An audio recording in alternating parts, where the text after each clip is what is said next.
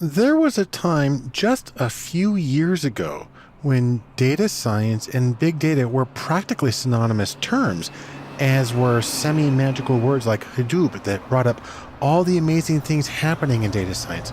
But things are a little different now, so it's important to distinguish between the two fields. I'll start by reminding you what we're talking about when we talk about big data. Big data is data that is characterized by any or all of three characteristics: unusual volume, unusual velocity, and unusual variety. Again, singly or together can constitute big data. Let me talk about each of these in turn. First, volume. The amount of data that's become available even over the last 5 years is really extraordinary. Things like customer transactions at the grocery store, the databases that track these transactions and compile them, and consumer loyalty programs have hundreds of billions of rows of data on purchases. GPS data from phone includes information from billions of people constantly throughout the day. Or scientific data, for instance, this image of the black hole in Messier 97 from the Event Horizon Telescope that was released in April of 2019.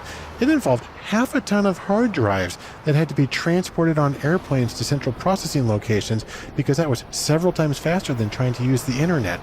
Any one of these is an overwhelming data set for normal methods, and that brought about some of the most common technologies associated with the big data, distributed file systems like Hadoop, that made it possible to take these collections that were simply too big to fit on any one computer, any one drive, put it across many, and still be able to integrate them in ways that let you get collective intelligence out of them.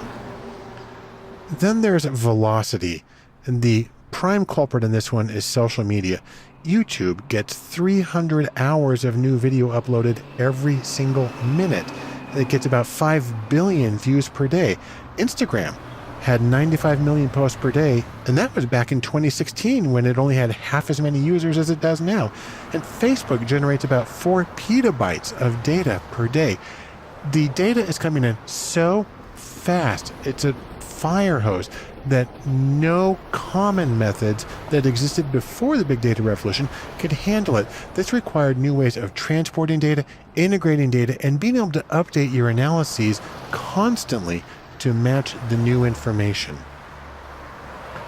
And then finally, there's the variety, probably one of the most important elements of big data. That included things like multimedia data, images and video and audio. Those don't fit into spreadsheets. Or biometric data, facial recognition, your fingerprints, your heart readings, and when you move the mouse on your computer to find out where the cursor went, that's a distinctive signature that is recorded and identified for each user. And then there's graph data. That's the data about the social networks and the connections between people. That requires a very special kind of database. Again, doesn't fit into the regular rows and columns of conventional data set. So all of these showed extraordinary challenges for simply getting the data in, let alone knowing how to process it in useful ways. Now, it is possible to distinguish big data and data science. For instance, you can do big data without necessarily requiring the full toolkit of data science, which includes computer programming, math and statistics, and domain expertise.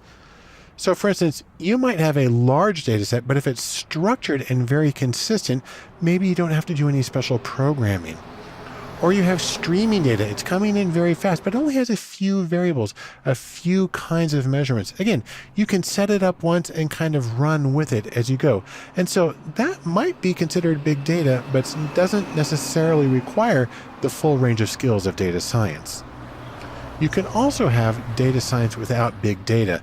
And that's anytime you have a creative combination of multiple data sets, or you have unstructured text like social media posts, or you're doing data visualization. You may not have large data sets with these, but you're definitely going to need the programming ability and the mathematical ability, as well as the topical expertise to make these work well. So now that I've distinguished them, I want to return to one particularly important question. You can find this on the internet. And the question is big data dead? Because its interest peaked about 4 or 5 years ago. And it looks like it's been going down since then. So is big data passe? Is it no longer there? Well, it's actually quite the opposite. It turns out that big data is alive and well. It's everywhere. It has simply become the new normal for data. The practices that it introduced, the techniques that it made possible are used every single day now in the data science world. And so while it's possible to separate big data and data science, the two become so integrated now that big data is simply taken for granted as an element of the new normal in the data world.